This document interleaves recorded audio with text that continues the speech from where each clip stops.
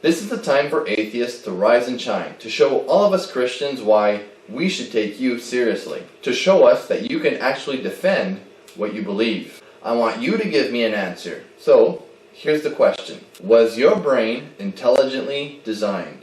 Obviously, atheists will claim that no, their brain was not intelligently designed. So, doesn't that raise a few red flags for you? I mean, if you want to claim that your brain was not intelligently designed, then shouldn't your entire belief system come into question? So was my brain intelligently designed? Well, it's an evolutionary design. Sit down, son. Let me explain. You see, in the wide world, there are these things called genetic replicators.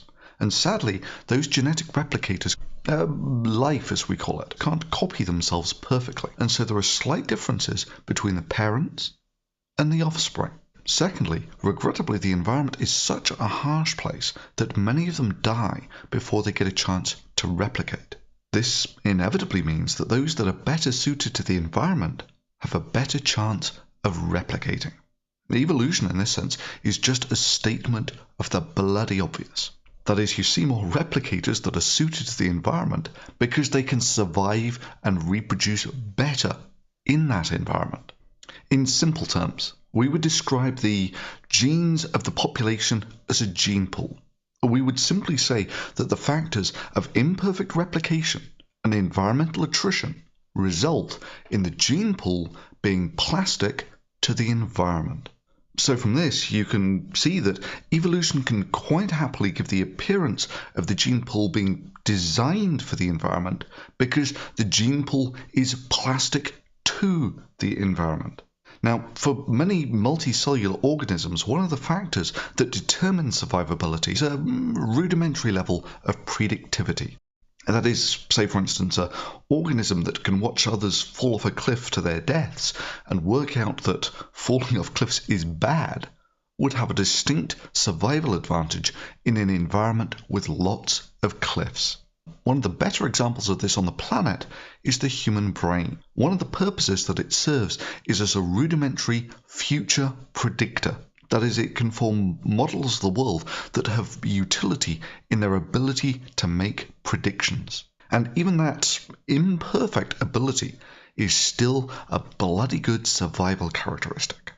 It's fairly rudimentary though, and you only have to imagine what your understanding of the world would look like if you hadn't been given access to a first world education, and if you hadn't been allowed access to the combined and best knowledge gained by the smartest minds of mankind over the past few hundred years, just to get a feel of your native abilities.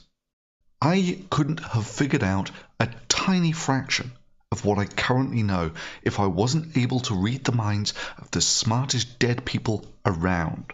But because we can, we have seen further than many of them could have even dreamed.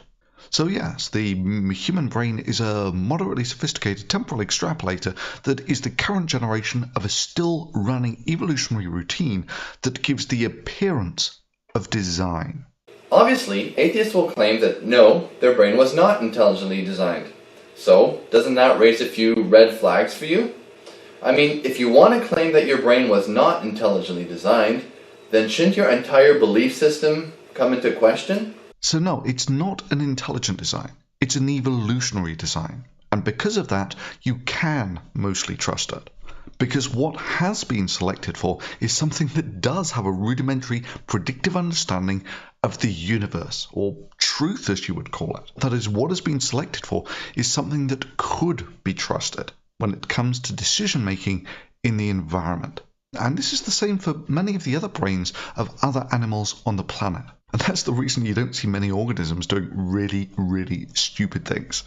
Because natural selection's kind of good at filtering that sort of thing out. So in summary, I guess this question of is your brain intelligently designed is about as much of an atheist's nightmare as a banana.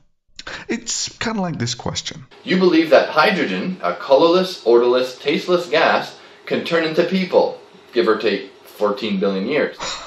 Don't you just love it when these people try and talk science? I mean, isn't the sun mostly hydrogen? It doesn't look very colourless to me. And I'm pretty sure it would taste like burning. But let's ignore that for the moment and just take hydrogen as the colourless, odourless, tasteless gas. When mixed with our atmosphere, it can turn into water in about a millisecond, never mind billions of years. And this creates water. And water, in case you didn't notice, can become part of you in the time it takes to swallow. And yes, as we speak of the atoms that make up your body, about 2/3 of them are hydrogen, the most abundant element in the universe. You believe that hydrogen, a colorless, odorless, tasteless gas, can turn into people, give or take 14 billion years. And so your thought process is simply the outworking of the laws of physics and chemistry. Yeah, that's right, it is. The laws of physics and chemistry. You're like a pop can that was shaken up and you happen to fizz atheistically, while most people happen to fizz theistically. But all of us fizz, as you put it, chemically.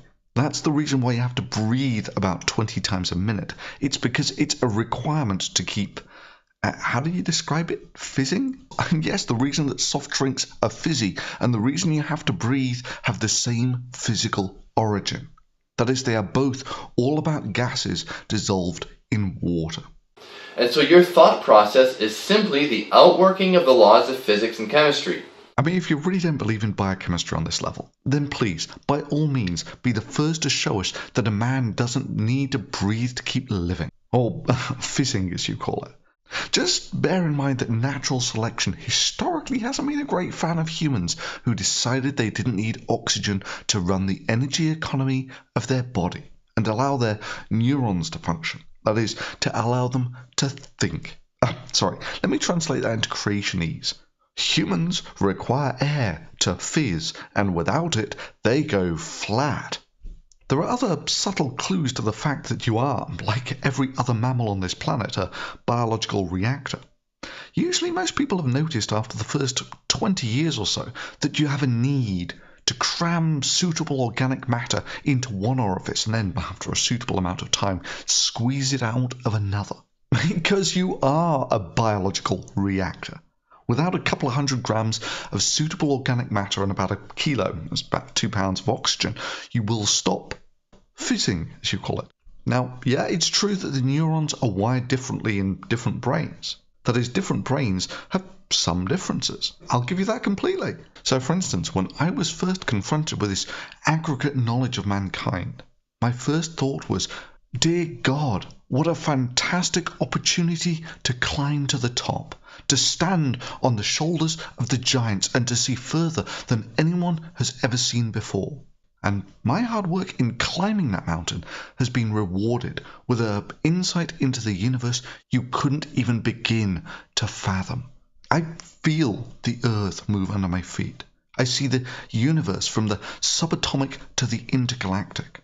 I see processes from billionths of a second to billions of years.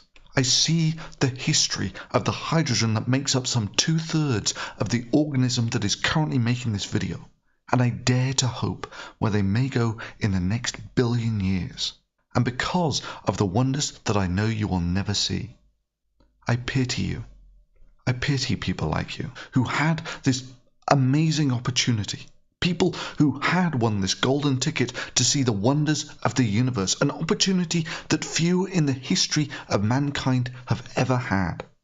And you willingly turned it down, instead being happy with the fireside stories of some pre-Dark Age goat herders, about things like killing people for picking up sticks on the wrong day of the week, and dipping your toes and fingers in ears in blood because it was the wishes of some guy who claimed to talk to a god, whose description sounds remarkably like a volcano. Dear God, you have wasted your life. I beseech you, as someone who has stood on top of the mountain, do not waste the rest of it.